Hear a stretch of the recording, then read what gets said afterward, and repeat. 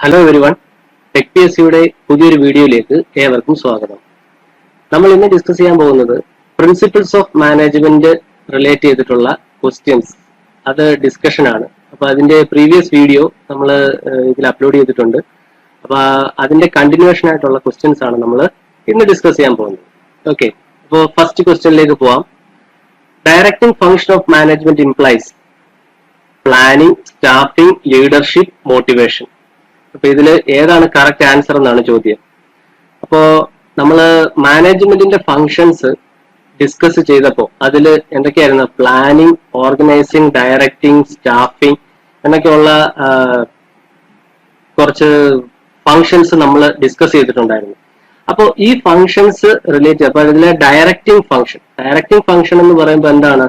ശരിക്കും പറഞ്ഞാൽ നമ്മൾ സ്റ്റാഫിംഗ് ചെയ്ത് കഴിഞ്ഞതിന് ശേഷം, അതായത് നമ്മൾ റിക്രൂട്ട്മെന്റ് ചെയ്തതിന് ശേഷം അവർക്ക് ആവശ്യമായിട്ടുള്ള എന്താണ് മോട്ടിവേഷൻ കൊടുക്കുക, അവർക്ക് അതിന് വേണ്ട ട്രെയിനിങ് കൊടുക്കുക, സ്കിൽ ഇംപ്രൂവ്മെന്റിന് വേണ്ടിയിട്ടുള്ള ട്രെയിനിങ്സ് കൊടുക്കുക, ലീഡർഷിപ്പ്, ഇതെല്ലാം ഏതിൽ വരുന്നതാണ്? ഡയറക്റ്റിംഗ് ഫംഗ്ഷനിൽ വരുന്നതാണ്. അപ്പൊ ഇവിടെ ഓപ്ഷനിൽ 1 and 2 ഉണ്ട്, 3 and 4 ഉണ്ട്, 2 and 4, 2, 3 and 4 എന്ന് ഓപ്ഷൻ കൊടുത്തിട്ടുണ്ട്. അപ്പോ ഫസ്റ്റ് രണ്ട് ഓപ്ഷൻ എന്തായാലും അല്ല. കാരണം എന്താണ്? പ്ലാനിംഗ് എന്ന് പറഞ്ഞ ഒരു സെപ്പറേറ്റ് ഫംഗ്ഷൻ ആണ്, മാനേജ്മെന്റിന്റെ സെപ്പറേറ്റ് ആയിട്ടുള്ള ഒരു ഫംഗ്ഷൻ ആണ് പ്ലാനിംഗ്. സ്റ്റാഫിംഗും അതുപോലെ ഒരു സെപ്പറേറ്റ് ഫംഗ്ഷൻ ആണ്. ഇവിടെ ഡയറക്റ്റിംഗിന്റെ ഫംഗ്ഷൻ ഏതാണെന്നാണ് ചോദിച്ചിട്ടുള്ളത്. അപ്പൊ ലീഡർഷിപ്പ് ആൻഡ് മോട്ടിവേഷൻ. അപ്പോൾ 3 and 4 ആണ് ഇവിടുത്തെ ആൻസർ ആയിട്ട് വരുന്നത്. ഓക്കെ, അപ്പൊ ഡയറക്റ്റിംഗിൽ വരുന്നതാണ് ഏത്? മോട്ടിവേഷൻ, അതുപോലെ തന്നെ സ്കിൽ ട്രെയിനിങ്, സ്കിൽ ഇംപ്രൂവ്മെന്റിന് വേണ്ടിയിട്ടുള്ള ട്രെയിനിങ്സ്, ഇതൊക്കെ ഏതിൽ വരുന്നതാണ്? ഡയറക്റ്റിംഗ് ഫംഗ്ഷൻ ആയിട്ട് വരുന്നതാണ്. ഓക്കെ, അപ്പൊ അതാണ് ഡയറക്റ്റിംഗിനെ പറ്റി പറയാനുള്ളത്. Next question. In line and staff organisation the staff performs the function of. ഇപ്പൊ ലൈൻ ആൻഡ് സ്റ്റാഫ് ഓർഗനൈസേഷൻ എന്ന് പറയുമ്പോൾ നമ്മൾ ടൈപ്സ് ഓഫ് ഓർഗനൈസേഷൻ സ്ട്രക്ചറും കഴിഞ്ഞ വീഡിയോയിൽ നമ്മൾ ഡിസ്കസ് ചെയ്തതാണ്. അപ്പൊ ഓർഗനൈസേഷൻ സ്ട്രക്ചർ പറഞ്ഞപ്പോൾ അതിൽ line organisation, line and staff organisation എന്നൊക്കെ പറഞ്ഞ് വേരിയസ് ടൈപ്സ് നമ്മൾ ഡിസ്കസ് ചെയ്തു. അപ്പൊ അതില് ലൈൻ ഓർഗനൈസേഷൻ എന്ന് പറയുമ്പോൾ അവിടെ എന്താണ്? അതോറിറ്റി എന്ന് പറയുന്നത് ഒരു ലൈൻ, അതായത് ബ്രേക്ക് ചെയ്യാത്ത ഒരു ലൈൻ, വെർട്ടിക്കൽ ലൈൻ, അത് ശരിക്കും എങ്ങനെയാണ്? ടോപ്പ് ടു ബോട്ടം ആണ്. അപ്പൊ അവിടുത്തെ അതോറിറ്റി എന്ന് പറഞ്ഞാൽ വളരെ ക്ലിയർ ആണ്, വളരെ ക്ലിയർ ആയിട്ടുള്ള അതോറിറ്റിയാണ്. അപ്പോൾ അതോറിറ്റി ഇൻ ലൈൻ ആണ്. അതില് സ്റ്റാഫിന്റെ function, line and staff organisation എന്ന് പറയുമ്പോൾ അവിടെ ശരിക്കും എന്താണ്? സ്റ്റാഫ് എന്ന് പറയുമ്പോൾ ഇപ്പോ മാനേജറിനെ അസിസ്റ്റ് ചെയ്യാനായിട്ട്, അല്ലെങ്കിൽ അദ്ദേഹത്തിനെ അഡ്വൈസ് ചെയ്യാനായിട്ട് ആരുണ്ടാവും? സ്റ്റാഫ് ഉണ്ടാവും. സ്റ്റാഫ് എന്ന് ഉദ്ദേശിക്കുന്നത് എന്താണ്? ഇപ്പൊ അസിസ്റ്റന്റ് മാനേജർ അല്ലെങ്കിൽ ലീഗൽ അഡ്വൈസർ, ഇവരൊക്കെ എന്ന് പറയുമ്പോൾ ഒരിക്കലും പ്ലാനിംഗ് ഫംഗ്ഷനിൽ അവർ ടേക്ക് പാർട്ട് ചെയ്യുന്നില്ല, അല്ലെങ്കിൽ മാനേജീരിയൽ ആക്ടിവിറ്റി, അതർ മാനേജീരിയൽ ആക്ടിവിറ്റിയിൽ അവർ ടേക്ക് പാർട്ട് ചെയ്യുന്നില്ല. പക്ഷെ എന്തുണ്ട്? അവര് ആവശ്യമായിട്ടുള്ള അഡ്വൈസ് അവർ കൊടുക്കുന്നുണ്ട്. ഓക്കെ അല്ലേ? അപ്പോ ഇവിടെ ഓപ്ഷനിൽ മാനേജ്മെന്റ് ഓപ്ഷനായിട്ട് കൊടുത്തിട്ടുണ്ട്. Advising the management, assigning responsibility, none of the above. അപ്പൊ ഒരു കാരണവശാലും മാനേജ്മെന്റിൽ അവർ ടേക്ക് പാർട്ട് ചെയ്യുന്നില്ല, അവര് ജസ്റ്റ് എന്ത് ചെയ്യുന്നേ ഉള്ളൂ? അഡ്വൈസ് ചെയ്യുന്നത് മാത്രമേ ഉള്ളൂ. അപ്പൊ അതാണ് ഇവിടുത്തെ ആൻസർ എന്ന് പറയുന്നത്. അസൈനിങ് റെസ്പോൺസിബിലിറ്റി ഒരു കാരണവശാലും വരില്ല. കാരണം റെസ്പോൺസിബിലിറ്റി അല്ലെങ്കിൽ അതോറിറ്റി ഒന്നും അവര് എന്ത് ചെയ്യുന്നില്ല, അതിന് ഇൻഫ്ലുവൻസ് അവർ ചെയ്യുന്നില്ല. അവര് ഒരു മാനേജീരിയൽ അല്ലെ ടോപ്പ് മാനേജ്മെന്റിന് ആവശ്യമായിട്ടുള്ള എന്താണ്, ഒരു സപ്പോർട്ട് കൊടുക്കുക അല്ലെങ്കിൽ അഡ്വൈസ് ചെയ്യുക എന്നുള്ളത് മാത്രമാണ് എന്തിന്റെ, ഈ ഒരു സ്റ്റാഫിന്റെ ഡ്യൂട്ടി എന്ന് പറയുന്നത്. അപ്പൊ അഡ്വൈസറി ഡ്യൂട്ടിയാണ്. ഇതാണ് ഒരു ലൈൻ ആൻഡ് സ്റ്റാഫ് ഓർഗനൈസേഷൻ എന്ന് പറയുന്നത്. ഇപ്പൊ മാനേജിംഗ് ഡയറക്ടറിനെ സപ്പോർട്ട് ചെയ്യാനായിട്ട് ആരൊക്കെ ഉണ്ടാവും? ഒരു ഫൈനാൻഷ്യൽ അഡ്വൈസർ ഉണ്ടാവും, ടെക്നിക്കൽ അഡ്വൈസർ, ലീഗൽ അഡ്വൈസർ, അങ്ങനെ പല പല ടൈപ്സ് ഓഫ് സപ്പോർട്ടിംഗ് സ്റ്റാഫ് ഉണ്ടാവും. Next question. Which of the following skills is equally important at all levels of management? അപ്പൊ ഒരു മാനേജ്മെന്റ് അല്ലെങ്കിൽ top management, middle level management, bottom level management, ഈ മാനേജ്മെന്റിന് ആവശ്യമായിട്ട് ഉള്ള കുറച്ച് സ്കിൽസ് ഉണ്ട്. മെയിൻലി 3 സ്കിൽസ് ആണ് ഉള്ളത്. ഏതൊക്കെയാണ്? ടെക്നിക്കൽ സ്കില്ലുണ്ട്, ഹ്യൂമൻ റിലേറ്റഡ് സ്കില്ലുണ്ട്, കൺസെപ്ച്വൽ സ്കില്ലുണ്ട്. അപ്പൊ കൺസെപ്ച്വൽ സ്കിൽ എന്ന് പറയുമ്പോൾ ശരിക്കും എന്താണ്? ഒരു ഡേറ്റ അതിനെ ഇപ്പൊ ഫ്യൂച്ചർ പ്രെഡിക്റ്റ് ചെയ്യാനും അതിനെ ഇന്റർപ്രറ്റ് ചെയ്യാനും പ്ലാൻ ചെയ്യാനും ഒക്കെ ആയിട്ടുള്ള ഒരു ഇന്റലക്ച്വൽ ആയിട്ടുള്ള ഒരു കഴിവ്, അതാണ് കൺസെപ്ച്വൽ സ്കിൽ എന്നതുകൊണ്ട് ഉദ്ദേശിക്കുന്നത്. ഒരു കോൺസെപ്റ്റ്, അതായത് സാഹചര്യങ്ങൾക്കനുസരിച്ചിട്ട് പ്ലാൻ ചെയ്യാനും അതിനനുസരിച്ചിട്ട് എങ്ങനെ റെസ്പോണ്ട് ചെയ്യണം, ഇപ്പൊ ഇതിനെയൊക്കെ റിലേറ്റ് ചെയ്തിട്ടുള്ള ഒരു പ്ലാൻ ചെയ്യുക എന്നുള്ളതാണ് മെയിൻ ആയിട്ടും കൺസെപ്ച്വൽ സ്കിൽ കൊണ്ട് ഉദ്ദേശിക്കുന്നത്. ടെക്നിക്കൽ സ്കിൽ എന്ന് പറയുമ്പോൾ എന്താണ്? Technical knowledge. ഇപ്പൊ ഒരു ടാസ്ക് ചെയ്യുകയാണെങ്കിൽ അതിനെക്കുറിച്ച് ടെക്നിക്കലി അവെയർ ആയിരിക്കണം, അത് എന്താണ് അതിൽ ചെയ്യുന്നത്. അപ്പൊ ഇങ്ങനെയുള്ള കാര്യങ്ങളാണ് ടെക്നിക്കൽ സ്കില്ലിൽ വരിക. ഹ്യൂമൻ റിലേറ്റഡ് സ്കിൽ എന്ന് പറയുമ്പോൾ ഓപ്പറേറ്ററുമായിട്ട് അല്ലെങ്കിൽ നമുക്ക് താഴെയുള്ള മാനേജ്മെന്റുമായിട്ടും അല്ലെങ്കിൽ ടോപ്പ് ലെവലിലുള്ള മാനേജ്മെന്റുമായിട്ടും ഒരു നല്ല റിലേഷനിൽ അല്ലെങ്കിൽ അവരുമായിട്ട് നല്ല രീതിയിൽ അവരോട് ബിഹേവ് ചെയ്യുക, ആ ഒരു സ്കില്ലാണ് ഹ്യൂമൻ റിലേറ്റഡ് സ്കിൽ. അപ്പൊ എല്ലാവരെയും ഒരേപോലെ ട്രീറ്റ് ചെയ്യുക എന്നുള്ളതാണ് ഏത് ഹ്യൂമൻ റിലേറ്റഡ് സ്കില്ലിൽ ശരിക്കും വരുന്നത്. അപ്പോ ഇവിടുത്തെ ഓപ്ഷനിൽ ഈ മൂന്നും കൊടുത്തിട്ടുണ്ട്, ഓൾ ഓഫ് ദി അബോവ് ഉണ്ട്. അപ്പോ ഉത്തരം എന്തായിരിക്കും? ഹ്യൂമൻ റിലേറ്റഡ് സ്കില്ലാണ് എല്ലാവർക്കും അല്ലെങ്കിൽ എല്ലാ ലെവൽ ഓഫ് മാനേജ്മെന്റിനും ആവശ്യമായിട്ടുള്ള സ്കിൽ എന്ന് പറയുന്നത് ഹ്യൂമൻ റിലേറ്റഡ് സ്കിൽ. ഇപ്പൊ ടെക്നിക്കൽ സ്കില്ല് എന്റെ കേസ് പറയുകയാണെങ്കിൽ, ഇപ്പോൾ ടെക്നിക്കൽ സ്കിൽ എന്ന് പറയുന്നത് ഏറ്റവും കൂടുതൽ വേണ്ടത് ഓപ്പറേഷൻ ലെവലിലാണ്. മിഡിൽ ലെവൽ ആൻഡ് ബോട്ടം ലെവലിലാണ് ഏറ്റവും കൂടുതൽ ടെക്നിക്കൽ സ്കിൽ വേണ്ടത്. പക്ഷേ കൺസെപ്ച്വൽ സ്കിൽ അത് പ്ലാൻ ചെയ്യുന്നവർക്കാണ്. അപ്പൊ പ്ലാൻ ചെയ്യുന്നത് എപ്പോഴും എവിടെയാണ്? ടോപ്പ് മാനേജ്മെന്റ് ആണ്. അപ്പൊ അവർക്കാണ് കൺസെപ്ച്വൽ സ്കിൽ ഏറ്റവും കൂടുതൽ വേണ്ടത്. അപ്പൊ അങ്ങനെയാണ് ആ സ്കില്ലിന്റെ ഒരു ഫ്ലോ എന്ന് പറയുന്നത്. ഏറ്റവും കൂടുതൽ സ്കിൽ അല്ലെങ്കിൽ എല്ലാ മാനേജ്മെന്റ് ലെവലിലും ആവശ്യമായിട്ടുള്ളത് ഏതായിരിക്കണം? ഹ്യൂമൻ റിലേറ്റഡ് സ്കില്ലാണ്. അടുത്ത question, in line and staff organisation the authority lies in. നമ്മൾ ഓൾറെഡി പറഞ്ഞു ലൈൻ ആൻഡ് സ്റ്റാഫ്, അതിലെ ലൈൻ റെപ്രസെന്റ് ചെയ്യുന്നത് എന്താണ്? അതോറിറ്റി ആണ് എന്ന് നമ്മൾ പറഞ്ഞു. ഇവിടുത്തെ ആൻസർ ഏത് തന്നെയായിരിക്കും? ലൈൻ എന്നുള്ളതാണ് ആൻസർ. അപ്പൊ അതോറിറ്റി എപ്പോഴും ഒരു വെർട്ടിക്കൽ ആയിട്ടുള്ള ഒരു ലൈൻ ആയിരിക്കും. അതായത് ടോപ്പ് മാനേജ്മെന്റിനാണ് ഏറ്റവും കൂടുതൽ അതോറിറ്റി, അവിടുന്ന് താഴേക്ക് വരുന്നതോറും കുറഞ്ഞു വരും. പക്ഷെ റെസ്പോൺസിബിലിറ്റി എന്ന് പറഞ്ഞു കഴിഞ്ഞാലോ തിരിച്ച് മുകളിലേക്കാണ് റെസ്പോൺസിബിലിറ്റി. ഇപ്പോ അതോറിറ്റി എന്ന് വെച്ചാൽ റൈറ്റ് ടു കമാൻഡ്, അല്ലെങ്കിൽ ഒരു കമാൻഡ് കൊടുക്കാനോ അല്ലെന്നുണ്ടെങ്കിൽ അതുപോലെ തന്നെ ഡിസിഷൻസ് എടുക്കാനോ ഒക്കെയുള്ള ഒരു പവർ, അതിനെയാണ് നമ്മൾ അതോറിറ്റി എന്ന് പറയുന്നത്. അത് ഒബേ ചെയ്യുക, അതിനെ ഫുൾഫിൽ ചെയ്യുന്ന രീതിയിൽ അത് ആ ഒരു ടാസ്ക് ചെയ്യുക എന്നുള്ളതാണ് റെസ്പോൺസിബിലിറ്റി. അപ്പൊ റെസ്പോൺസിബിലിറ്റി ഏറ്റവും കൂടുതൽ ബോട്ടം ലെവൽ മാനേജ്മെന്റിനാണ് വേണ്ടത്. അവിടെ നിന്ന് മുകളിലേക്ക് പോകുന്നതോറും റെസ്പോൺസിബിലിറ്റി കുറഞ്ഞു വരും. അപ്പോൾ അതോറിറ്റി ആൻഡ് റെസ്പോൺസിബിലിറ്റി എന്ന് പറയുമ്പോൾ എന്താണ്? രണ്ടും ബാലൻസ്ഡ് ആയിരിക്കണം. ഓക്കെ. അപ്പൊ ഇവിടുത്തെ ലൈൻ ഓർഗനൈസേഷൻ അല്ലെ ലൈൻ ആൻഡ് സ്റ്റാഫ് ഓർഗനൈസേഷനിലെ അതോറിറ്റി എപ്പോഴും എങ്ങനെ ആയിരിക്കും? ഇൻ ലൈൻ ആയിരിക്കും. Next question, which of the following is true with respect to the planning function? To make a blueprint of ideas and work, to tell the work allocation to all, monitoring whether the things allocated are done properly, none of the above. Planning എന്ന് പറയുമ്പോൾ നമ്മൾ prediction എന്നുള്ളതും വരും, അതുപോലെ തന്നെ ഫ്യൂച്ചറിലേക്ക് നമ്മൾ എങ്ങനെ ചെയ്യണം, എങ്ങനെയാണ് ഒരു ടാസ്ക് കംപ്ലീറ്റ് ചെയ്യേണ്ടത്, ഇങ്ങനെയുള്ള കാര്യങ്ങളൊക്കെ നമ്മൾ നേരത്തെ ഡിസൈഡ് ചെയ്യുന്നതാണ് പ്ലാനിങ് ആക്ടിവിറ്റി എന്ന് പറയുന്നത്. അപ്പോൾ അവിടെ നിന്ന് നമുക്ക് അറിയാം ആ ഒരു വർക്ക് അല്ലെങ്കിൽ ആ ഒരു ടാസ്ക് ഏത് രീതിയിൽ ചെയ്യണം. അപ്പൊ അവിടെ നമുക്ക് കിട്ടുന്ന എന്താണ്? ഒരു ബ്ലൂ പ്രിന്റ്. അതായത് ബ്ലൂ പ്രിന്റ് എന്ന് പറഞ്ഞപ്പോൾ എങ്ങനെ ചെയ്യണം എന്നുള്ളതിനെ പറ്റിയുള്ള ക്ലിയർ ഐഡിയ നമുക്ക് എവിടെ കിട്ടും? പ്ലാനിങ് ഫംഗ്ഷനിൽ നമുക്ക് കിട്ടും. അപ്പോ ഇവിടുത്തെ ആൻസർ വരുന്നത് എന്താണ്? To make a blueprint of ideas and work. രണ്ടാമത്തെ ഓപ്ഷൻ വരുമോ? To tell the work allocation to all. അതായത് വർക്കിനെ അലോക്കേറ്റ് ചെയ്യുക. അപ്പൊ അത് ഓർഗനൈസിങ്ങിനകത്ത് വരുന്നതാണ്. വർക്ക് അലോക്കേഷൻ അല്ലെങ്കിൽ സ്റ്റാഫിനെ അലോക്കേറ്റ് ചെയ്ത് കൊടുക്കുക എന്നുള്ളത്, അല്ലെങ്കിൽ ആരൊക്കെ ചെയ്യണം എന്നുള്ളത് ഡിസൈഡ് ചെയ്യുന്നത് ഓർഗനൈസിങ്ങിലാണ്. ഇനി അവരെ റിക്രൂട്ട് ചെയ്യുന്നതൊക്കെയാണ് സ്റ്റാഫിങ്ങിന് വരുന്നത്. അവർക്ക് വേണ്ട ട്രെയിനിങ്സ് അല്ലെ അതിൽ നിന്ന് ലീഡേഴ്സിനെ തിരഞ്ഞെടുക്കുക, അവരെ മോട്ടിവേറ്റ് ചെയ്യുക, ഇതൊക്കെയാണ് ഡയറക്ടിങ്ങിൽ വരുന്നത്. പിന്നെ ലാസ്റ്റ് വരുന്നത് എന്താണ്? കൺട്രോൾ ആൻഡ് കോർഡിനേഷൻ ആണ്. ഓക്കെ. അപ്പൊ അതാണ് നമ്മൾ മാനേജ്മെന്റിന്റെ ഫംഗ്ഷൻസിൽ വരുന്നത്. അപ്പോ ഇവിടെ പ്ലാനിംഗ് ഫംഗ്ഷനിൽ വരുന്ന ആൻസർ ഏതായിരിക്കും? To make a blueprint of ideas and work. Next question, planning function is mainly performed at. നമ്മൾ ഒരുപാട് തവണ പറഞ്ഞതാണ് എന്താണ്? ടോപ്പ് മാനേജ്മെന്റ് ലെവലാണ് പ്ലാനിംഗ് ആക്ടിവിറ്റി ചെയ്യുന്നത്. അപ്പോൾ ഇവിടുത്തെ ആൻസർ ഏതാണ്? ടോപ്പ് മാനേജ്മെന്റ് ആണ്. അപ്പൊ ടോപ്പ് മാനേജ്മെന്റിന്റെ അതോറിറ്റി റെസ്പോൺസിബിലിറ്റിയുടെ ഫ്ലോ ഓർത്തിരിക്കുക. ടോപ്പ് മാനേജ്മെന്റിൽ നിന്ന് അവർക്കാണ് ഏറ്റവും കൂടുതൽ അതോറിറ്റി താഴേക്ക് വരുന്നതും കുറഞ്ഞു വരും. റെസ്പോൺസിബിലിറ്റി നേരെ തിരിച്ചാണ്, ഓപ്പോസിറ്റ് ആണ്. അപ്പൊ ഇത് രണ്ടും തമ്മിൽ എന്തായിരിക്കണം? ബാലൻസ്ഡ് ആണ്. എന്നാൽ മാത്രമേ ആ ഒരു ഓർഗനൈസേഷൻ സ്ട്രക്ചർ ഒരു പെർഫെക്റ്റ് അല്ലെങ്കിൽ എഫിഷ്യന്റ് ആയിട്ടുള്ള ഒരു ഓർഗനൈസേഷൻ സ്ട്രക്ചർ ആണെന്ന് നമുക്ക് പറയാനായിട്ട് പറ്റത്തുള്ളൂ. ഓക്കെ അല്ലേ? Next question, in Taylor's functional organization gang boss അതും നമ്മൾ കഴിഞ്ഞ വീഡിയോയിൽ നമ്മൾ ഡിസ്കസ് ചെയ്തതാണ്. ഗ്യാങ് ബോസ് എന്ന് പറയുമ്പോൾ എന്താണ്? സർട്ടൺ പീപ്പിൾ അല്ലെങ്കിൽ ഗ്രൂപ്പ് ഓഫ് പീപ്പിളിനെ ലീഡ് ചെയ്യുന്ന ആളാണ് ബോസ് എന്ന് പറയുന്നത്. അപ്പൊ ഇത് പല രീതിയിലുള്ള ആക്ടിവിറ്റി റിലേറ്റഡ് ആയിട്ട് നമ്മൾ പല രീതിയിൽ ബോസ് ഉണ്ട്. അപ്പൊ അതിലെ ഗ്യാങ് ബോസ് എന്ന് പറയുമ്പോൾ മെഷീൻസിനെ അല്ലെങ്കിൽ ടൂൾസിനെ ഒക്കെ സെറ്റപ്പ് ചെയ്ത് വെക്കുക എന്നുള്ളതാണ് മെയിൻ ആയിട്ടും ഒരു ഗ്യാങ് ബോസിന്റെ ഫംഗ്ഷൻ എന്ന് പറയുന്നത്. ആ ഒരു മെഷീൻ ഓപ്പറേറ്റിംഗ് കണ്ടീഷനിലാക്കി വെക്കുക, അത് എൻഷുർ ചെയ്യുക എന്നുള്ളതൊക്കെയാണ് എന്ത് ഗ്യാങ് ബോസിന്റെ ഡ്യൂട്ടി എന്ന് പറയുന്നത്. ടൈം റെക്കോർഡ്സ് ഒക്കെ കീപ്പ് ചെയ്യുന്നതാണ് സ്പീഡ് ബോസിന്റെ ഡ്യൂട്ടി. അതൊക്കെ നമ്മൾ പറഞ്ഞതാണ് അല്ലെ. അപ്പൊ ഇവിടുത്തെ ആൻസർ എന്ത് വരും? ഫങ്ഷണൽ ഓർഗനൈസേഷനിലെ ഗ്യാങ് ബോസ് എന്ന് പറഞ്ഞ എന്താണ്? Inspect the quality of work done ആണോ? അല്ല, അത് ക്വാളിറ്റി ഇൻസ്പെക്ടർ ആണ്. അപ്പൊ അത് നമ്മൾ പറഞ്ഞതാണ്.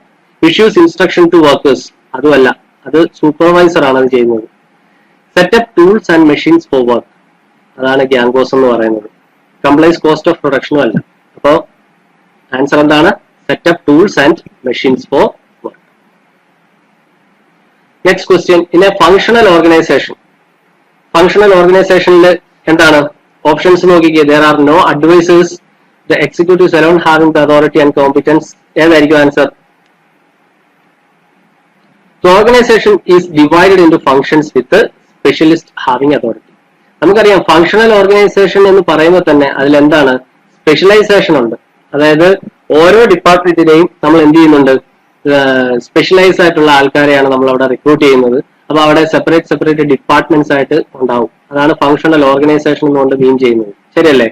അപ്പൊ ഇവിടെ organisation is divided in functions with specialist. Next question, decentralization of an organization is commanded on account of which of the following advantage? Decentralization of an organization. അപ്പോൾ decentralization ഉണ്ടാകുന്നത് എപ്പോഴാണ്? ഡെലിഗേഷൻ ഓഫ് ആൻ അതോറിറ്റി, അത് ചെയ്യുമ്പോഴാണ് ശരിക്കും decentralisation വരുന്നത്. അതായത് leadership split ചെയ്ത് പോവുക. ഒരാൾക്ക് ഇപ്പോ അവിടെ മെയിൻ ആയിട്ട് ഉദ്ദേശിക്കുന്നത് എന്താണ്?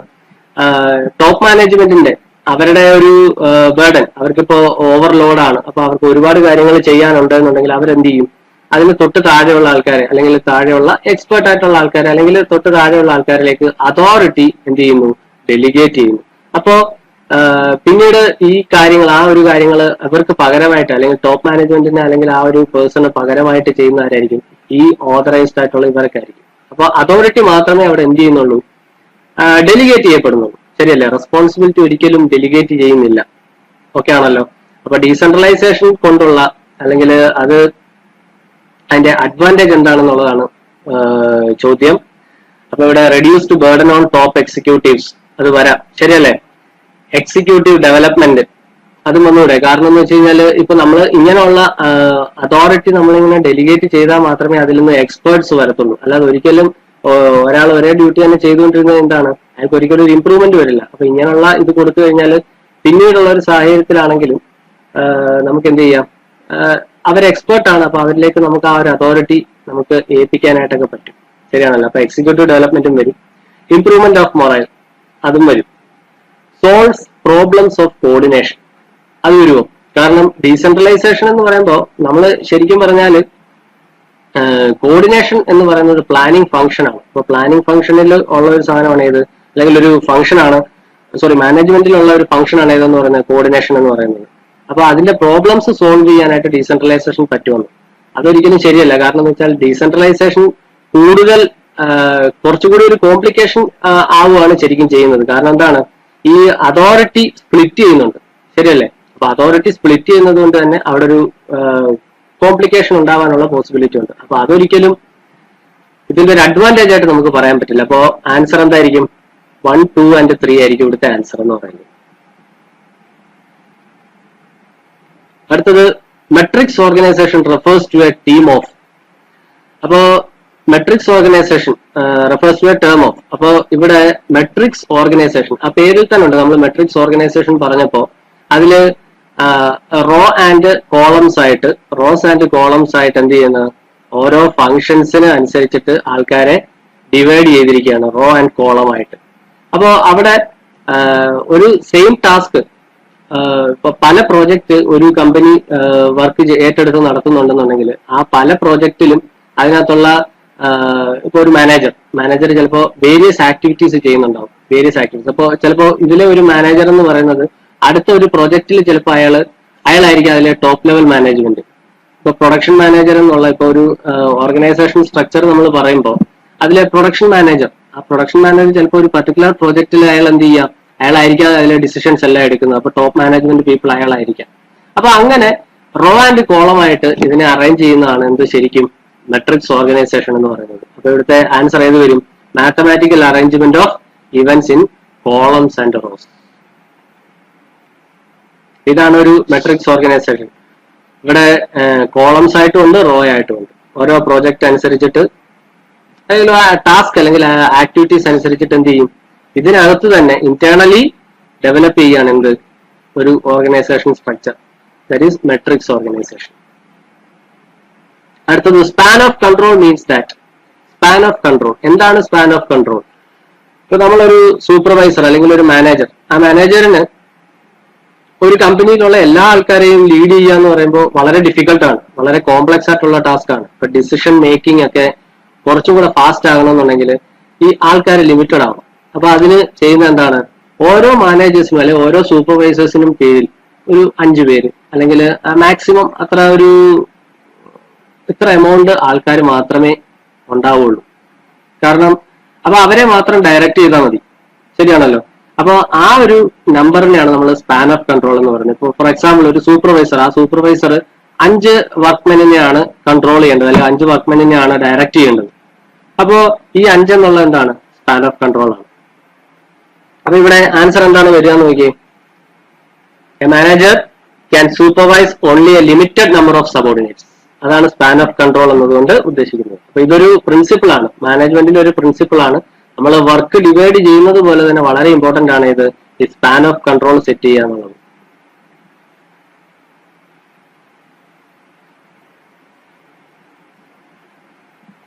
അടുത്ത question. If a general manager ask the sales manager to recruit some salesman on his behalf, it is an instance of എന്തായിരിക്കും? അതോറിറ്റി ഡെലിഗേറ്റ് ചെയ്യുകയാണ് ചെയ്തത് അല്ലെ? അതോറിറ്റി അയാൾ ഡെലിഗേറ്റ് ചെയ്തു. അതാണ് ഇവിടെ നടന്നിരിക്കുന്നത്. അപ്പോ ഇവിടുത്തെ ഓപ്ഷൻ സി ആയിരിക്കും എന്ത് ആൻസർ ആയിട്ട് വരിക. ശരിയല്ലേ? അടുത്ത question. Effective direction does not depends on. Effective direction, ഇപ്പൊ ഡയറക്ഷൻ എന്ന് പറഞ്ഞാൽ ഡയറക്റ്റിംഗ് ആണ്, മാനേജ്മെന്റ് ഫംഗ്ഷൻ ആണ് ഡയറക്റ്റിംഗ്. അപ്പോ അത് ഡിപ്പെൻഡ് ചെയ്യാത്തത് ഏതാണെന്നാണ്, അതിനെ ഡിപ്പെൻഡ് ചെയ്യാത്തത് ഏതാണ്? ഡയറക്ഷൻ എന്ന് പറയുന്നത് സ്ട്രിക്ട്ലി അല്ലെങ്കിൽ പ്യൂർലി ബേസ്ഡ് ഓൺ കമ്മ്യൂണിക്കേഷൻ ആണ്. അപ്പൊ അത് ഡിപ്പെൻഡ് ചെയ്യുന്നതാണ് അല്ലെ? ഡയറക്റ്റ് ചെയ്യാന്ന് പറഞ്ഞാൽ കമ്മ്യൂണിക്കേറ്റ് ചെയ്യണം. കമ്മ്യൂണിക്കേറ്റ് ചെയ്താൽ മാത്രമേ എന്ത് ചെയ്യാൻ പറ്റുള്ളൂ? അവരെ മോട്ടിവേറ്റ് ചെയ്യാൻ പറ്റത്തുള്ളൂ, അല്ലെങ്കിൽ അവർക്ക് അതിന് വേണ്ടിയിട്ടുള്ള ട്രെയിനിങ്സ് ഒക്കെ കൊടുക്കാൻ പറ്റത്തുള്ളൂ. അവരുടെ ത്രെഡ്സ് അല്ലെങ്കിൽ അവരുടെ വീക്ക്നെസ് എന്തൊക്കെയാണെന്ന് നമ്മൾ അറിഞ്ഞാൽ മാത്രമേ നമുക്ക് എന്ത് ചെയ്യാൻ പറ്റുള്ളൂ? അവർക്ക് അതിനനുസരിച്ചിട്ടുള്ള ട്രെയിനിങ്സ് കൊടുക്കാൻ പറ്റത്തുള്ളൂ. അപ്പൊ communication is an prime factor. Forces at the subordinate level, അതും ഡയറക്ഷന്റെ ഒരു അല്ലെങ്കിൽ ഡയറക്ടിങ്ങിന്റെ ഒരു മെയിൻ ആയിട്ടുള്ള ഒരു ഫാക്ടറാണ്. Forces at the subordinate level, അതായത് അവരെയാണ് നമ്മൾ എന്ത് ചെയ്യുന്നത്? ട്രെയിൻ ചെയ്ത് സ്കിൽഫുൾ ആയിട്ടുള്ള എംപ്ലോയീസ് ആയിട്ട് മാറ്റുന്നത്. അപ്പോൾ അതും ഡിപ്പെൻഡ് ചെയ്യുന്നതാണ്. ഡിപ്ലോയ്മെന്റ് ഓഫ് ഹ്യൂമൻ റിസോഴ്സസ്, അതും ഏതിൽ വരും? ഡയറക്ടിങ്ങിന്റെ ഒരു പാർട്ടാണ് ഹ്യൂമൻ റിസോഴ്സസിനെ ഡിപ്ലോയ് ചെയ്യാന്നുള്ളത്. എബിലിറ്റി ഓഫ് ദ മാനേജർ, അത് ഡിപ്പെൻഡ് ചെയ്യില്ല. കാരണം എന്ന് വെച്ചാൽ എഫക്റ്റീവ് ആയിട്ടുള്ള ഡയറക്ടിങ് എന്ന് പറയുന്നത് എന്തിനെ ഡിപ്പെൻഡ് ചെയ്യുന്നില്ല? എബിലിറ്റി ഓഫ് ദ മാനേജറിനെ ഡിപ്പെൻഡ് ചെയ്യുന്നില്ല എന്നുള്ളതാണ്. പക്ഷെ ബാക്കിയുള്ള കാര്യങ്ങളെല്ലാം എന്ത് ചെയ്യുന്നുണ്ട്? ഡിപ്പെൻഡ് ചെയ്യുന്നുണ്ട്. ലീഡർഷിപ്പ്, അതുപോലെ തന്നെ ഈ റിസോഴ്സസ്, ഹ്യൂമൻ റിസോഴ്സസിന്റെ ഡിപ്ലോയ്മെന്റ്, ഇതെല്ലാം എന്തിനെ ഡിപ്പെൻഡ് ചെയ്യും? ഈ ഒരു ഡയറക്ടിങ് ഫംഗ്ഷനെ ഡിപ്പെൻഡ് ചെയ്യുന്നതാണ്. അടുത്ത ക്വസ്റ്റ്യൻ നോക്കിയോ. Planning refers to looking backward, looking forward and backward, looking and actual performance to decide an action to be taken. Looking ahead എന്നാണ് ഇവിടെ ഉദ്ദേശിക്കുന്നത്. ലുക്കിംഗ് എഹെഡ്, അപ്പോ ലുക്കിംഗ് ബാക്ക്വേർഡ് അല്ല ഒരിക്കലും. അതായത് നമ്മൾ പുറകിലേക്ക് നോക്കുക എന്ന് പറഞ്ഞാൽ ലുക്കിംഗ് ബാക്ക്വേർഡ് എന്ന് പറയുമ്പോൾ ശരിക്കും ഉദ്ദേശിക്കുന്നത് എന്താണ്? നമ്മൾ ചെയ്തു കഴിഞ്ഞൊരു കാര്യം കറക്റ്റ് ആയിട്ടാണോ ചെയ്തത് അല്ലെങ്കിൽ കറക്റ്റ് ആയിട്ടാണോ ചെയ്തുകൊണ്ടിരിക്കുന്നത് എന്ന് നോക്കുന്നതാണ് ഏത്? Looking backward. അപ്പൊ അത് ശരിക്കും പറഞ്ഞാൽ എവിടെ വരും? കൺട്രോളിങ്ങിൽ വരും. ശരിയാണല്ലോ. ലുക്കിംഗ് ഫോർവേഡ് വരാം, ലുക്കിംഗ് ഫോർവേഡ് എന്നുള്ളത് വരാം. അതായത് മുമ്പിലേക്ക് നമ്മൾ എന്താണ് സംഭവിക്കാൻ പോകുന്നത്, ഫോർകാസ്റ്റിംഗ് അല്ലെ? അപ്പൊ അത് വരാം. പ്രഡിക്ഷൻ, അത് വരാം. തൊട്ട് താഴെ ലുക്കിംഗ് ഫോർവേഡ് ആൻഡ് ബാക്ക്വേർഡ്, അതൊരിക്കലും വരില്ല. അടുത്തത് നോക്കിയേ, ലുക്കിംഗ് എഹെഡ് ആണ്. Looking ahead and actual performance to decide action to be taken. അപ്പൊ ശരിക്കും പറഞ്ഞാൽ നമ്മൾ ഇങ്ങനെ പ്രെഡിക്റ്റ് ചെയ്യുക മാത്രമല്ല, അതിനനുസരിച്ചിട്ട് എന്തും ചെയ്യുന്നുണ്ട്, എന്തൊക്കെ ആക്ടിവിറ്റീസ് ചെയ്യണം എന്നുള്ളതും നമ്മൾ എവിടെ ചെയ്യുന്നുണ്ട്, പ്ലാനിങ്ങിൽ ചെയ്യുന്നുണ്ട്. ശരിയല്ലേ? To decide actions to be taken, അതുകൂടി വരുന്നത് കൊണ്ട് ഏറ്റവും ക്ലോസ് ആയിട്ടുള്ള ആൻസർ എന്ന് പറയുന്നത് ഏതായിരിക്കും? ഓപ്ഷൻ ഡി ആയിരിക്കും. Next question, which of the following statement is correct? Planning and controlling are essential one and the same. ആണോ? Controlling is a part of the planning process. Controlling is a substitute for planning. A control process is meaningless without preset goals. ഇതിൽ ഏതായിരിക്കും correct ആയിട്ടുള്ള statement? Planning and controlling R essentially one and the same. രണ്ടും ഒന്നാണെന്നാണ് പറഞ്ഞിരിക്കുന്നത്. ഒരിക്കലും അല്ല. കാരണം ഇത് രണ്ടും രണ്ട് ഫങ്ഷൻസ് ആണ്. മാനേജ്മെന്റിന്റെ രണ്ട് ഡിഫറെന്റ് ഫങ്ഷൻസ് ആണ് ഏതൊക്കെ? പ്ലാനിങ്ങും കൺട്രോളിംഗ് എന്ന് പറയുന്നത്. Controlling is A part of planning process. ഒരിക്കലും അല്ല, സെപ്പറേറ്റ് ആണെന്ന് ഓൾറെഡി പറഞ്ഞു കഴിഞ്ഞു. Controlling is A substitute for planning. അതുമല്ല, കാരണം പ്ലാൻ ചെയ്ത കാര്യം കറക്റ്റ് ആയിട്ടാണോ നടക്കുന്നതെന്ന് മോണിറ്റർ ചെയ്യുന്നതാണ് കൺട്രോളിംഗ്. അപ്പൊ ലാസ്റ്റ് ഓപ്ഷൻ എന്താണ്? Control process is meaningless without preset of goals. അല്ലെങ്കിൽ പ്രീസെറ്റ് ഗോൾസ്, നമ്മൾ ഗോൾസ് സെറ്റ് ചെയ്യാതെ കൺട്രോൾ ചെയ്യുക എന്ന് പറയുന്നത് ഒരിക്കലും നടക്കുള്ള കാര്യമല്ല. ശരിയല്ലേ? So that is the correct answer, option D. Which one of the following is the oldest form of organisation? ഏതായിരിക്കും? നമ്മളന്ന് ഓർഗനൈസേഷൻ സ്ട്രക്ചർ പറഞ്ഞപ്പോഴേ നമ്മൾ പറഞ്ഞതാണ് ലൈൻ ഓർഗനൈസേഷൻ ആണ് ഏറ്റവും ഓൾഡ് ആയിട്ടുള്ള ഓർഗനൈസേഷൻ സ്ട്രക്ചർ. അതിൽ നിന്നാണ് ഫർദർ ഇംപ്രൂവ്മെന്റ്സ് വന്ന് ലൈൻ ആൻഡ് സ്റ്റാഫ് വന്നത്. പിന്നെ അതിൽ നിന്ന് സെപ്പറേറ്റ് ചെയ്ത് സ്പെഷ്യലിസ്റ്റിനെ സെപ്പറേറ്റ് ചെയ്തിട്ട് ഫങ്ഷണൽ ഓർഗനൈസേഷൻ വന്നത് എന്നൊക്കെ പറഞ്ഞു. അപ്പൊ ഏറ്റവും ഓൾഡസ്റ്റ് ഫോം ഓഫ് ഓർഗനൈസേഷൻ എന്ന് പറയുന്നത് ഏതാണ്? Line organisation.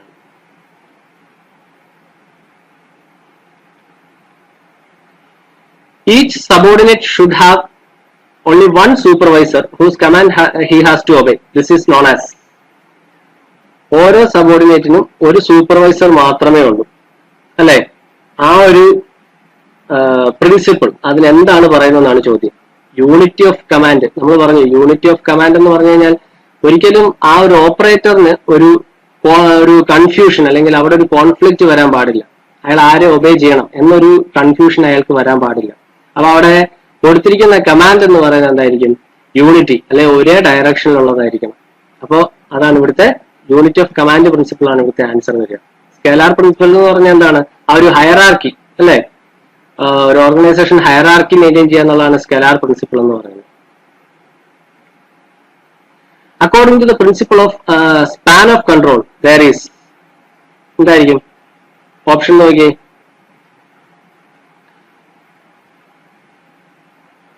ഓപ്ഷൻ ബി ആണ്. A limit to the number of subordinates a supervisor can effectively supervise. അടുത്ത question, which one of the following may not necessarily be an advantage of coordination?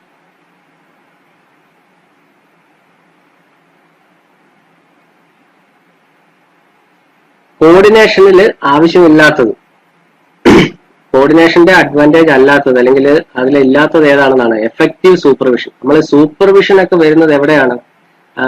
Staffing, ഡയറക്ടിങ്ങിലാണ്. ശരിയല്ലേ? Directing അല്ലെങ്കിൽ കൺട്രോളിങ്ങിലൊക്കെയാണ് നമ്മൾ ഈ supervision main ആയിട്ട് വരുന്നത്. അപ്പൊ എഫക്റ്റീവ് സൂപ്പർവിഷൻ എന്ന് പറയുന്നത് ഏതിലില്ല? കോർഡിനേഷനിൽ ഇല്ലാത്തതാണ്. അടുത്ത ക്വസ്റ്റ്യൻ നോക്കിയോ. Scalar principle of organisation implies that. എന്താണ് സ്കെലാർ പ്രിൻസിപ്പിൾ? നമ്മൾ തൊട്ടു മുമ്പ് പറഞ്ഞതേ ഉള്ളൂ. എന്താണ്? Line of authority is defined clearly. നമുക്കറിയാം ഈ ഒരു ഹയറാർക്കി ഉണ്ടെങ്കിൽ നമുക്ക് അവിടെ എന്ത് ചെയ്യാം? അതോറിറ്റിയുടെ ഫ്ലോ നമുക്കറിയാൻ പറ്റും. അതുപോലെ തന്നെ ഇപ്പോ ആരാണ് നമുക്ക് കമാൻഡുകൾ തരുന്നത്, അല്ലെങ്കിൽ നമ്മൾ ആരെയാണ് ഒബേ ചെയ്യേണ്ടത്, നമ്മൾ ആരിലേക്കാണ് നമ്മൾ അക്കൗണ്ടബിലിറ്റി. എന്താണ് അക്കൗണ്ടബിലിറ്റി എന്ന് പറഞ്ഞു കഴിഞ്ഞാൽ നമ്മളൊരു ടാസ്ക് ഇപ്പൊ ടോപ്പ് മാനേജ്മെന്റ് ഒരു ടാസ്ക് മിഡിൽ ലെവൽ മാനേജ്മെന്റിലേക്ക് കൊടുക്കുക എന്ന് പറയുമ്പോൾ അതൊരു അക്കൗണ്ടബിലിറ്റി ആണ്. അവരിത് ഇന്ന ടാസ്കുകൾ ഈ ആൾക്കാർക്ക് കൊടുക്കുക എന്നുള്ളതാണ് അക്കൗണ്ടബിലിറ്റി കൊണ്ട് ഉദ്ദേശിക്കുന്നത് ടോപ്പ് മാനേജ്മെന്റിന്റെ. ഇനി ബോട്ടം മാനേജ്മെന്റിലേക്കുള്ള അക്കൗണ്ടബിലിറ്റി എന്ന് പറഞ്ഞാൽ എന്തായിരിക്കും? ഈ ഒരു ടാസ്ക് ഫുൾഫിൽ ചെയ്യുക അല്ലെങ്കിൽ അത് കംപ്ലീറ്റ് ചെയ്യുക എന്നുള്ളതാണ്. കംപ്ലീറ്റ് ചെയ്തു അല്ലെങ്കിൽ എത്രത്തോളം കംപ്ലീറ്റ് ചെയ്തു എന്ന് ടോപ്പ് മാനേജ്മെന്റിലേക്ക് അവർ റിപ്പോർട്ട് ചെയ്യും. അതായത് ഇപ്പൊ മാനേജ്മെന്റ് റിപ്പോർട്ട് ആവശ്യപ്പെടുകയാണ്, ഇപ്പൊ നിങ്ങൾ ആക്ടിവിറ്റി എത്ര കംപ്ലീറ്റ് ആയി. അപ്പൊ ആ ഒരു ആക്ടിവിറ്റി അല്ലെങ്കിൽ ആ ഒരു ടാസ്കിനെ റിട്ടേൺ അല്ലെങ്കിൽ ആ ഒരു എത്രമാത്രം കംപ്ലീറ്റ് ആയി എന്നുള്ളതിനെ റിപ്പോർട്ട് ചെയ്യുന്നതാണ് തിരിച്ചുള്ള അക്കൗണ്ടബിലിറ്റി എന്ന് പറയുന്നത്. അപ്പോൾ ഇതെല്ലാം വളരെ ഇമ്പോർട്ടന്റ് ആണ്. ഇതെല്ലാം നമുക്ക് സാറ്റിസ്ഫൈ ചെയ്യണം എന്നുണ്ടെങ്കിൽ നമുക്ക് സ്കെലാർ പ്രിൻസിപ്പിൾ അല്ലെങ്കിൽ സ്കെലാർ ചെയിൻ അവിടെ മെയിൻറ്റെയിൻ ചെയ്താൽ മാത്രമേ പറ്റുള്ളൂ. Consider the following statements. Planning is looking ahead, controlling is looking back, delegation multiplies leadership, life insurance is contract of indemnity. Planning is looking ahead. ശരിയാണ്. Controlling is looking back. നമ്മൾ already പറഞ്ഞു, നമ്മൾ ചെയ്ത് കഴിഞ്ഞ കാര്യം കറക്റ്റ് ആയിട്ടാണ് ചെയ്തതെന്ന് നോക്കുന്നതാണ് കൺട്രോളിങ്. Delegation multiplies leadership. ശരിയല്ലേ? കാരണം ഡെലിഗേഷൻ ഓഫ് അതോറിറ്റി എന്ന് പറയുമ്പോൾ ലീഡർഷിപ്പ് മൾട്ടിപ്ലൈ ചെയ്യാണ്. Life insurance is A contract of indemnity. ഒരു ലൈഫ് ഇൻഷുറൻസ് ഒരിക്കലും എന്തല്ല, ഒരു നഷ്ടപരിഹാരം എന്നുള്ളൊരു സംഭവമാണോ? അല്ല. ഇപ്പോ ശരിക്കും പറഞ്ഞാല് കോൺട്രാക്ട് ഓഫ് ഇൻഡെംനിറ്റി എന്ന് പറയുന്ന സാധനം അല്ല ഏത് ലൈഫ് ഇൻഷുറൻസ് എന്ന് പറയുന്നത്. അപ്പോ ഓപ്ഷൻ 4 കറക്റ്റ് അല്ല. അപ്പോ ഇവിടെ ഏതായിരിക്കും വരിക? ഓപ്ഷൻ 1, 2 and 3 ആണ് കറക്റ്റ് എന്ന് പറയുന്നത്. അടുത്ത ക്വസ്റ്റ്യൻ നോക്കിയത് consider the following statements. Authority flows downwards but responsibility flows upwards. Authority should be equal to responsibility. Both authority and responsibility are divisible. If delegation is the end, then decentralization should be the means. ആദ്യത്തെ 2 ഓപ്ഷനും correct ആണ്. Authority എങ്ങനെയാണ്? Downward ആണ് flow ചെയ്യുന്നത്, responsibility upward ആണ് flow ചെയ്യുന്നത്. കാരണം responsibility താഴെ നിന്ന് മുകളിലേക്ക് കുറഞ്ഞു വരികയാണ്. അപ്പൊ ഫ്ലോ എന്ന് പറയുന്നത് എന്താണ്? ഏറ്റവും കൂടുതൽ റെസ്പോൺസിബിൾ ആയിട്ടുള്ളത് ആരായിരിക്കും? Bottom level management. അതുപോലെ അതോറിറ്റി ആരായിരിക്കും? Top level management. Authority should be equal to responsibility. Authority responsibility equal, അത് ബാലൻസ്ഡ് ആയിരിക്കണം. Both authority and responsibility are divisible. അത് ഡിവൈഡ് ചെയ്യാൻ പറ്റുമോ? ഒരിക്കലും ഇല്ല. അപ്പോ അത് തെറ്റാണ്. അപ്പോ ഓപ്ഷൻ 1 and 2 ആണ് correct. Following are the steps in the process of delegation of authority. Assignment of task, creation of responsibility, granting authority, fixing accountability. ഇവിടെ അതേ ഓർഡറിൽ തന്നെയാണ് കൊടുത്തിട്ടുള്ളത്. ഡെലിഗേഷൻ ഓഫ് അതോറിറ്റിയുടെ സ്റ്റെപ്സ് എന്ന് പറയുന്നത് എന്താണ്? ആദ്യം ടാസ്ക് എന്താണെന്ന് അസൈൻ ചെയ്യുക, അതിനുശേഷം റെസ്പോൺസിബിലിറ്റി ക്രിയേറ്റ് ചെയ്യുക, creating the responsibility, then authority, അതായത് ത്രൂ ആൻ ഓർഡർ അല്ലെന്നുണ്ടെങ്കിൽ എങ്ങനെയാണെന്ന് വെച്ച് കഴിഞ്ഞാൽ ആ അതോറിറ്റി ഗ്രാൻഡ് ചെയ്യുക, ഫിക്സിങ് അക്കൗണ്ടബിലിറ്റി. അക്കൗണ്ടബിലിറ്റി എന്ന് പറഞ്ഞാൽ എത്രമാത്രം കംപ്ലീറ്റ് ആയി എന്നുള്ളത് അവരെന്ത് ചെയ്യണം? റിപ്പോർട്ട് ചെയ്യണം. അതായത് ടൈമിൽ ഒരു പ്രോപ്പർ ഷെഡ്യൂൾ ഉണ്ടാവും. ആ ഒരു ഷെഡ്യൂളിൽ ഇവർ എന്ത് ചെയ്തുകൊണ്ടിരിക്കണം? റിപ്പോർട്ട് ചെയ്തുകൊണ്ടിരിക്കണം. എങ്ങനെ എത്രമാത്രം കംപ്ലീറ്റ് ആയി എന്നുള്ളതിനെ പറ്റി അപ്ഡേറ്റ് ചെയ്തുകൊണ്ടിരിക്കണം. അപ്പോൾ 1, 2, 3 and 4 എന്നുള്ളതാണ് ഇതിന്റെ sequence. Dash authored the principles of scientific management. Taylor ആണ് അല്ലെ പ്രിൻസിപ്പിൾ ഓഫ് അല്ലെങ്കിൽ scientific management, father of scientific management എന്നറിയപ്പെടുന്ന ആരെയാണ്? FW ടൈലറിനെയാണ് അല്ലെ. മോഡേൺ മാനേജ്മെന്റ് അല്ലെങ്കിൽ പ്രിൻസിപ്പിൾസ് ഓഫ് മാനേജ്മെന്റ് എന്ന് പറയുകയാണെന്നുണ്ടെങ്കിൽ അതാരായിരിക്കും? ഹെൻറി ഫയോൾ ആണ്. Management and administration means the same thing. This opinion was given by, നമ്മൾ ഓൾറെഡി പറഞ്ഞു, ടോപ്പ് മാനേജ്മെന്റ് ലെവലിലാണ് ഹെൻറി ഫയോൾ 14 പ്രിൻസിപ്പിൾസ് എസ്റ്റാബ്ലിഷ് ചെയ്യുന്നത്. അപ്പൊ അതുകൊണ്ട് തന്നെ അദ്ദേഹമാണ് എന്ത്? മാനേജ്മെന്റ് ആൻഡ് അഡ്മിനിസ്ട്രേഷൻ എന്ന് പറയുന്നത് ഒന്നാണ്, അല്ലെങ്കിൽ ആ രണ്ടും ഒരു സെയിം തിങ് ആണ് എന്ന് പറഞ്ഞ ആരാണ്? ഹെൻറി ഫയോൾ ആണ്.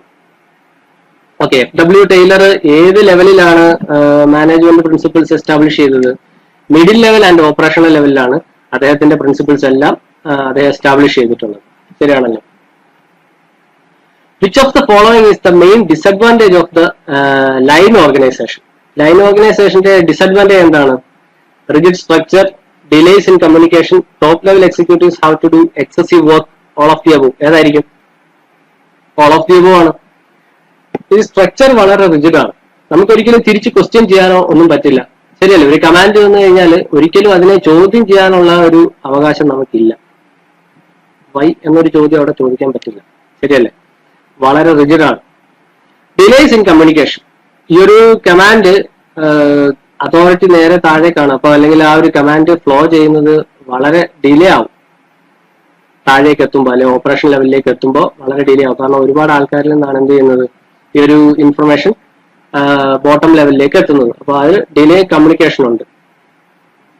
Top level executives have to do excessive work. ശരിയാണ്, കാരണം അവിടെ അദ്ദേഹത്തിനെ അസിസ്റ്റ് ചെയ്യാൻ അല്ലെ അവരെ അസിസ്റ്റ് ചെയ്യാനായിട്ട് വേറെ സ്റ്റാഫ് ഒന്നുമില്ല. അപ്പൊ അതുകൊണ്ട് തന്നെ അവർ കൂടുതൽ വർക്ക് ചെയ്യേണ്ടി വരും. ഓൾ ഓഫ് ദി അബോവ് ആണ് ആൻസർ.